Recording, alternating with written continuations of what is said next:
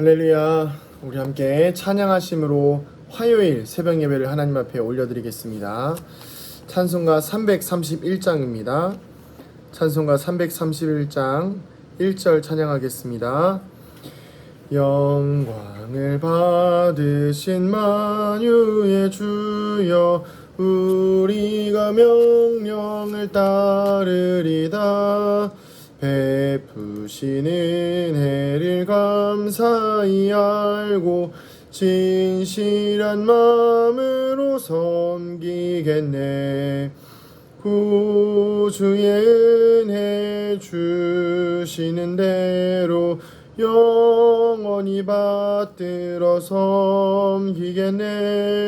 찬송하겠네, 찬송하겠네. 생명을 주시는 구주로다. 아멘. 오늘 말씀 보도록 하겠습니다. 말씀은 이사야 13장 1절부터 22절 말씀입니다. 이사야 13장 1절부터 22절 말씀인데요. 제가 읽어볼 본문은 6절부터 9절까지 읽어보도록 하겠습니다. 6절부터 9절까지 제가 읽어보겠습니다. 너희는 애곡할지어다. 여호와의 날이 가까웠으니 전능자에게서 멸망이 임할 것이미로다. 그러므로 모든 손에 힘이 풀리고 각 사람의 마음이 녹을 것이라. 그들이 놀라며 괴로움과 슬픔에 사로잡혀 해산이 임박한 여자같이 고통하며 서로 보고 놀라며 얼굴이 불꽃 같으리로다. 보라, 여호와의 날 곧 잔혹히 분냄과 맹렬히 노하는 날이 이르러 땅을 황폐하게 하며 그 중에 죄인들을 멸하리니. 아멘. 오늘 말씀은 하나님께서 이스라엘 백성들에 관한 심판의 내용이 아니라요, 이스라엘 백성들의 주변국인 이스라엘의 주변 나라인 바벨론에 관한 심판의 내용입니다. 우리가 보통 어려움이 생기면 당연히 우리는 하나님을 찾고 하나님께 기도하는 것이 맞는데, 그것이 우리의 삶의 어떤 습관이 되지 않으면 우리는 보통 내 주변의 이웃과 어떤 급한 일이 있을 때 하나님보다 먼저 찾는 것들이 다 있지요. 기도하고 주님께 나아가기보다는 내가 의지하던 내 습관에 따른 그런 어떤 이웃과 또 내 가족들에게 먼저 손을 내미는 경우가 많이 있습니다. 오늘 말씀에 나오는 이 바벨론이 그러한 케이스예요. 이스라엘 백성들이 아시리아가 지금 아직까지는 굉장히 그 당시에 강대국이었는데, 이 아시리아가 이제 강한 나라가 되면서 또 이 아시리아와 옆에 있는 이 바벨론이라는 나라가 같이 있다 보니까 이스라엘 백성들이 이 바벨론이라는 나라를 의지하기 시작합니다.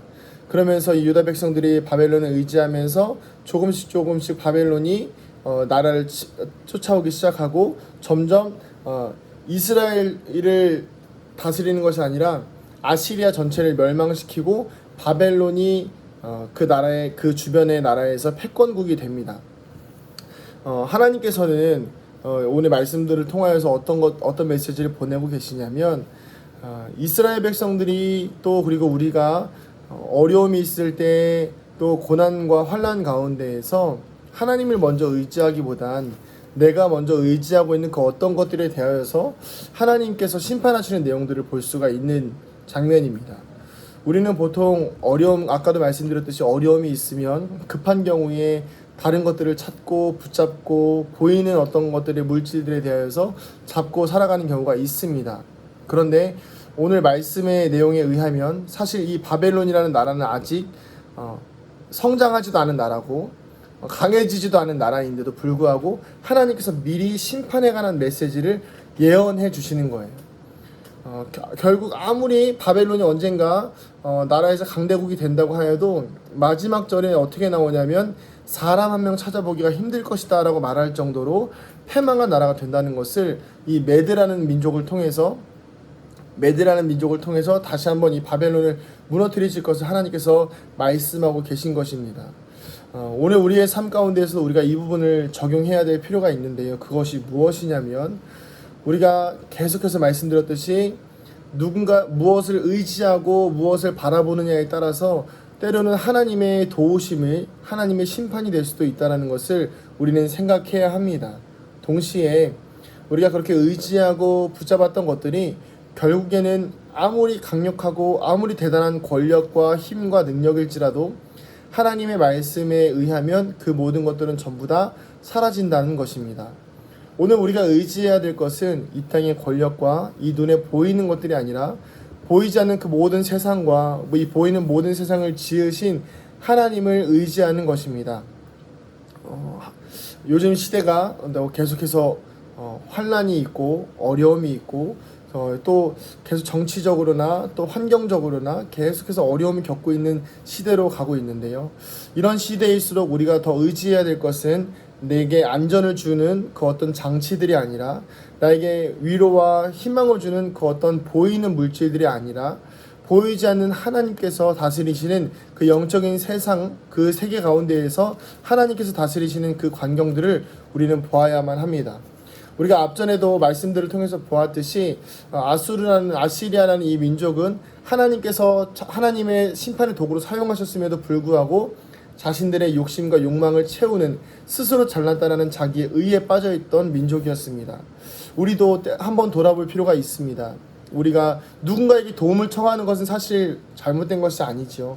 그러나 누군가에게 도움을 청하기에 앞서서 내가 이 도움을 청하는 것이 나의 의와 나의 만족과 나의 안위와 나의 안전을 위해서 구하고 찾는 것이라고 한다면, 그리고 그 안에 하나님에 대한 소망과 하나님에 대한 기대와 하나님께서 채우실 것에 대한 우선순위가 없다라고 한다면 그 모든 것들은 전부 다 하나님의 심판의 대상이 된다라는 것입니다. 그 모든 것은 바로 내가 살아가고 있는 모든 삶의 영역을 의미합니다. 가족, 직장, 물질, 권력, 부와 명예, 건강, 그 모든 것들을 의미하겠죠. 오늘 내가 의지하고 있고 오늘 내 삶을 둘러싸고 있는 바벨론은 무엇입니까? 오늘 그 모든 것들이 하나님의 말씀 앞에서 무너지기를 소망합니다. 그리고 다시 하나님의 말씀 앞에 바로 서서 살아가는 우리가 되어지기를 축복합니다. 하나님을 의지하지 않는 백성, 그리고 하나님보다 앞서서 무언가를 의지하는 것들에 대하여서는 하나님은 그 모든 것들을 다 무너뜨리십니다.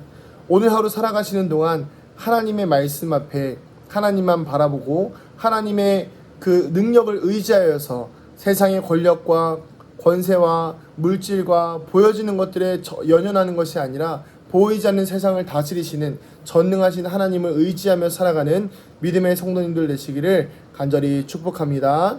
기도하겠습니다.